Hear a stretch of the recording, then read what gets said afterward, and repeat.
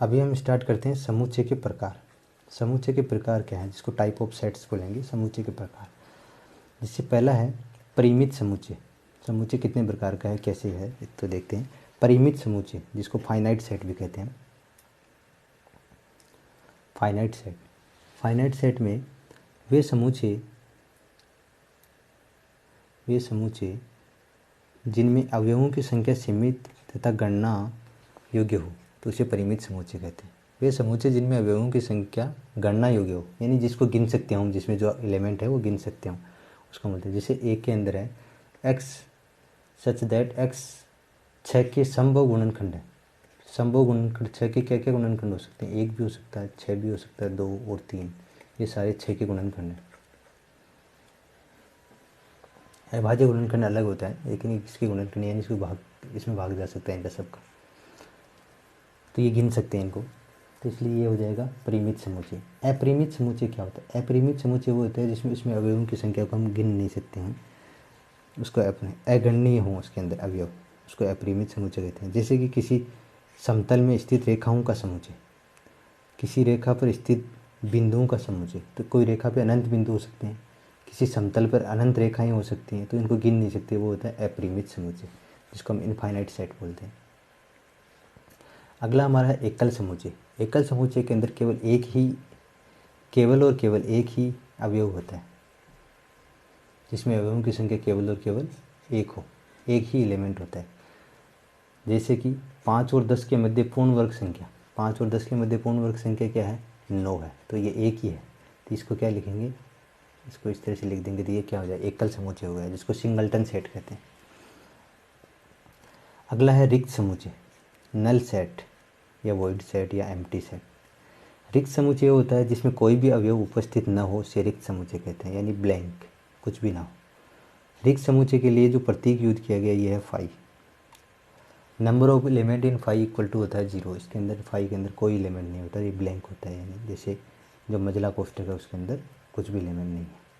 Example इसमें लेते हैं 10 और 15 के मध्य पूर्ण वर्ग संख्या। 10 और 15 के मध्य कोई भी पूर्ण वर्ग संख्या नहीं है, तो इसलिए ये क्या हो जाएगा, एक रिक्त समुच्चय हो जाएगा। अगला हमारा है समान समुच्चय, जिसको बोलते हैं हम इक्वल सेट। इक्वल सेट और इक्वलेंट दो अलग अलग वर्ड हैं, ध्यान रखना। तो इक्वल सेट क्या होता है, यानी समान समुच्चय क्या होता है, दो समुच्चय जिनमें ए और बी समान समुच्चय कहलाते हैं। कैसे, यानी दो समुच्चय ए और बी समान समुच्चय कहलाएंगे जब यदि एक के प्रत्येक अवयव बी में हो और बी के प्रत्येक अवयव ए में हो। कहने का मीनिंग ये हो गया कि ए के अंदर अगर ऐसे लिखा गया 1 और 2 है, तो बी के अंदर भी क्या होने चाहिए, 1 और 2 होने चाहिए, तभी वो समान समुच्चय होंगे। और इसमें यह भी है कि एक कंडीशन है कि ए सबसेट ऑफ बी है और बी सबसेट ऑफ ए है, तो ये तभी हो सकते हैं, इनसे एक रिजल्ट आता है कि ये तभी हो सकते हैं जब ए इक्वल टू क्या हो, बी हो। सबसेट के बारे में हम थोड़ा सा आगे जानकारी लेंगे, लेकिन ये कंडीशन ये है, इसका आप ध्यान में रख लेना कि ए इक्वल टू बी होता है तो ए बी की, यानी ए के सारे एलिमेंट बी में हैं और बी के सारे एलिमेंट ए में हैं, इसका मीनिंग ये। एक एग्जांपल लिया हमने, जैसे दे रखा कि एक्स सच दैट एक्स है गुड शब्द के अक्षर है। गुड शब्द के अक्षर क्या है, GOD है, जबकि यहाँ पे दूसरा जो समुच्चय बी है उसमें क्या दिया गया है, एक्स है वो गॉड शब्द के अक्षर है। गॉड शब्द के अंदर भी क्या है, GOD है, यानी गुड के अंदर GOOD था, लेकिन डबल ओ को हम डबल टाइम नहीं लेंगे, यानी पुनरावृत्ति यहाँ पे अलाउ नहीं है, तो पुनरावृत्ति का वहाँ कोई मीनिंग नहीं बनता है, तो एक ही बार लिखा जाएगा एक लेटर को, एक अक्षर को, तो GOD और GOD, तो ये दोनों क्या है, समान समुच्चय हैं, ए इक्वल टू बी होगा, दोनों समान समुच्चय हैं। आगे है तुल्य समुच्चय। ये देखो इक्वलेंट, यानी इक्वल और इक्वलेंट दोनों अलग अलग है। इक्वल का मतलब समान है और इक्वलेंट का मतलब तुल्य है। तुल्य का मतलब क्या होता है कि जैसे एक समुच्चय है, एक समुच्चय के अंदर मैंने लिख दिया कि 1, 2 दो एलिमेंट है। दूसरा समुच्चय बी है जिसके अंदर मैंने लिख दिया ABC 3 एलिमेंट लिख दिए, ABC, वैसे 3 एलिमेंट हो गए। तो यहाँ पर इसमें एलिमेंट कितने हैं, 2, और इसमें कितने एलिमेंट हैं, 3। तो यहाँ पे 2 और 3 अलग अलग एलिमेंट हो गए, तो वो क्या हो जाएंगे, तुल्य समुच्चय नहीं होंगे। लेकिन अगर मैं इसमें ये लिख दूँ कि यहाँ पे एक और एलिमेंट ऐड कर देते हैं 1, 3, 2 और यहाँ पे ABC, तो दोनों में एलिमेंट कितने हो गए, 3 और 3, तो ये दोनों क्या हो जाएंगे, तुल्य हो जाएंगे। नंबर ऑफ एलिमेंट यानी अवयवों की संख्या है किसी समुच्चय के अंदर, दो समुच्चय में अवयवों की संख्या अगर समान होती है यानी बराबर होती है तो वो दोनों समुच्चय तुल्य समुच्चय होंगे। तुल्यता का ये साइन है। Number of A equal to n of B. N of B का मतलब है number of element in B और एन ऑफ ए का मीनिंग है number of element in A. Example जैसे लिए इन्होंने 1 2 3 और 3 4 5 का, इसमें भी 3 एलिमेंट है, इसमें भी 3 एलिमेंट है, तो ए और बी दोनों क्या है, तुल्य समुच्चय हैं। दो समान समुच्चय परस्पर तुल्य हो सकते हैं, यानी दो बराबर समुच्चय हैं यानी समान समुच्चय हैं, वो दोनों तुल्य हो सकते हैं। लेकिन क्या होगा, परस्पर तुल्य समुच्चय समान समुच्चय नहीं हो सकते। देखो यहाँ से देखा जाए इसमें तो ये नहीं है, जैसे अभी हमने लिया कि ए और बी हैं, ये दोनों तुल्य समुच्चय तो हैं लेकिन समान नहीं है, क्योंकि तुल्य के अंदर इसके नंबर ऑफ एलिमेंट इनके अंदर हैं वो समान है, लेकिन दोनों के अंदर के एलिमेंट हैं वो एक दूसरे के बराबर नहीं है। एलिमेंट एक नहीं है, जैसे एक 1 इक्वल टू ए नहीं है, 3 इक्वल टू बी नहीं है, 2 इक्वल टू सी नहीं है, तो इसलिए ये समान नहीं है। समतुल्य तो हैं लेकिन समान नहीं है, तुल्य हैं लेकिन समान नहीं। अगला जो समुच्चय है वो है सार्वत्रिक, जिसका हम यूनिवर्सल सेट भी कहते हैं। यूनिवर्सल सेट क्या होता है, देखो यूनिवर्सल सेट ऐसा समुच्चय जिनमें दिए गए सभी अवयव ए बी सी के अवयव पूर्ण रूप से उपस्थित हों, उसे समतुल्य समष्टीय समुच्चय कहते हैं, यूनिवर्सल सेट कहते हैं, जिसको यू से डिनोट करते हैं हम। यह समुच्चय अद्वितीय नहीं होता है, यानी इसको हम सुपर सेट कह सकते हैं, इसको हम सुपर सेट कह सकते हैं। यानी यू के अंदर सारे समुच्चय यानी ए बी ये सारे समुच्चय के एलिमेंट इसी में हों तो उसको क्या बोलेंगे हम, यूनिवर्सल बोल देंगे। यूनिवर्सल समुच्चय को हम सुपर सेट कहते हैं। आगे हमारे पास एक क्वेश्चन है जिसमें बोला कि परिमित तथा अपरिमित समुच्चय ज्ञात करो। इसमें परिमित कौन सा है और अपरिमित कौन सा है। पहला क्वेश्चन है हमारे पास a equal to x such that x square less than 500। X एक अभाज्य संख्या है, इन अभाज्य संख्या का स्क्वायर करने पे 500 से कम आना चाहिए। तो अभाज्य संख्या सबसे पहले है 2, तो 2 का स्क्वायर करेंगे तो 4 है, तो 4 लेस देन 100 है।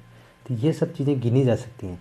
जैसे 500 से लेस हम ले लेते हैं तो 20 है, तो 20 का क्या आता है 400 है, और अगर 22 लेंगे तो 484 हो जाएगा। तो ये क्या है, काउंटेबल है, गिनने योग्य हैं कि इतने नंबर हैं जिनके स्क्वायर हैं वो 500 से लेस हैं। तो ये कौन सा समुच्चय हो जाएगा, परिमित समुच्चय हो जाएगा, इसको बोलते हैं परिमित समुच्चय, परिमित। और दूसरा ये है एक्स स्क्वायर ग्रेटर देन 100, यानी एक्स स्क्वायर एक्स बिलोंग करेगा एन से और उनका स्क्वायर करने पे 100 से ज़्यादा आना चाहिए, 100 से ज़्यादा आना चाहिए। तो 100 से तो कितने भी आ सकते हैं, तो ये क्या हो जाएगा, अपरिमित हो जाएगा, यानी इसको गिन नहीं सकते, इसके अंदर जितने भी एलिमेंट होंगे उनको गिन नहीं सकते।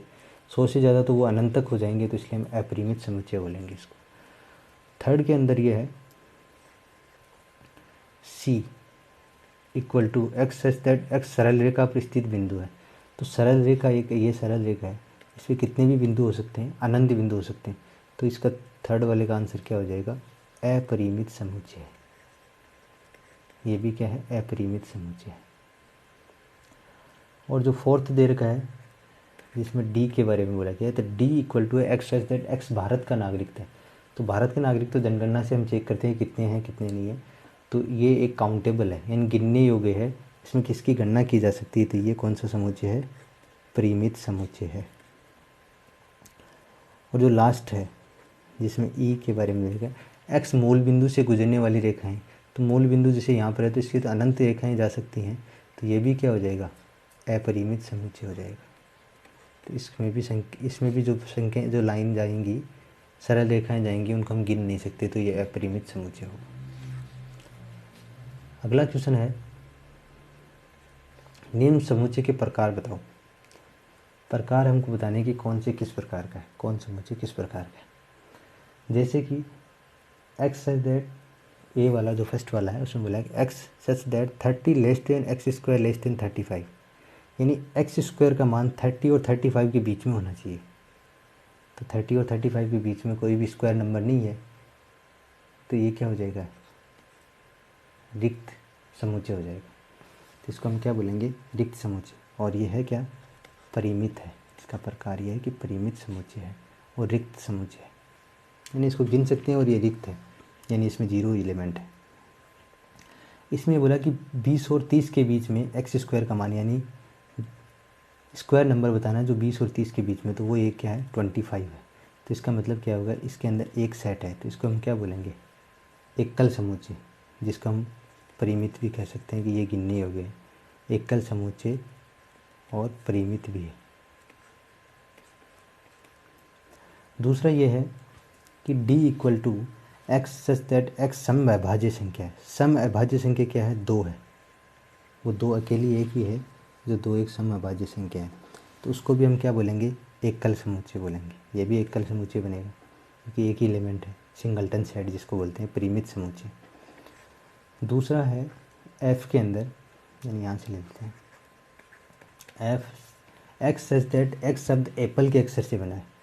तो एप्पल के अक्षर से क्या बने, ए पी एल और ई, ये एप्पल से बना है, तो ये समुच्चय बन जाएगा। और जो लास्ट है ये भी परिमित समुच्चय है, यानी काउंट कर सकते हैं इसको परिमित। इसके बाद का है ई, जिसमें ये दिया गया कि x such that x greater than 10 होना चाहिए और लेस देन 7 होना चाहिए। तो कोई ऐसी संख्या हो सकती है जो 10 से तो बड़ी हो और 7 से छोटी हो, कोई भी एक ऐसी संख्या नहीं हो सकती। तो ये क्या है, एक रिक्त समुच्चय है जिसको हम परिमित समुच्चय भी कह सकते हैं। इस तरह से इनके प्रकार हो गए। अगला क्वेश्चन है, निम्नलिखित समुच्चयों में से समान समुच्चय ज्ञात करो।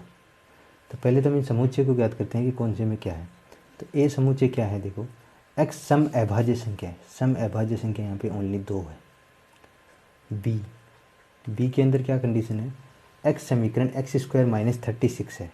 तो एक्स स्क्वायर माइनस 36 है, तो एक्स स्क्वायर इक्वल टू क्या आ जाएगा, 36, और एक्स का स्क्वायर रूट करने, ये 36 का स्क्वायर रूट करने पे प्लस माइनस 6 आएगा। तो यहाँ पर हमारे पास 2 वैल्यू आ जाएंगी, माइनस का 6 और 6। सी एक्स समीकरण 3x + 4 = 10 के हल के बराबर है। तो सी की वैल्यू कितनी आ जाएगी,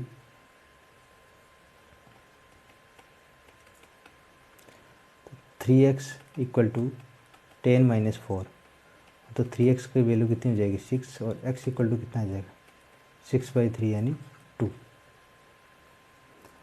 यानी x की वैल्यू कितनी हो जाएगी, 2 हो जाएगी। तो यहाँ पर भी c की वैल्यू 2 है। अब हम d की बात करते हैं। d में x सच दैट x शब्द है फॉलो के अक्षर से बनता है। तो फॉलो से बनता है, तो यहाँ पे क्या आ जाएगा, FOL और W, तो इससे ये d बनता है। और इसके अंदर क्या है, जो e है उसमें e में क्या बना, e में है x शब्द वोल्फ के अक्षर से बनता है। x शब्द वोल्फ, तो वोल्फ में क्या आ जाएगा, WOL और F, ये वोल्फ से बना, ये कर्ली ब्रेसेस है, वोल्फ से बना। अब हम चेक करते हैं, और F के अंदर है ही -6,6, कौन किसके इक्वल है। तो देखिए ए सेट में क्या है, 2 था, तो C में भी 2 है, एक ही एलिमेंट है, तो A इक्वल टू क्या आ जाएगा, C आ जाएगा। एक 2 समान समुच्चय हो गए, A और C इक्वल है। तीसरा B के साथ में क्या इक्वल है, F इक्वल है। B के अंदर एलिमेंट है -6 और 6, और F के अंदर भी -6 और 6 है। B के बाद हम चेक करते हैं D और E दोनों इक्वल हैं, क्योंकि D के अंदर ही FOLW है, इसके अंदर भी WOLF, यानी इसके भी अवयव हैं वो समान है, तो D इक्वल टू आ गया E। तो इस तरह से ये समान समुच्चय मिल गया।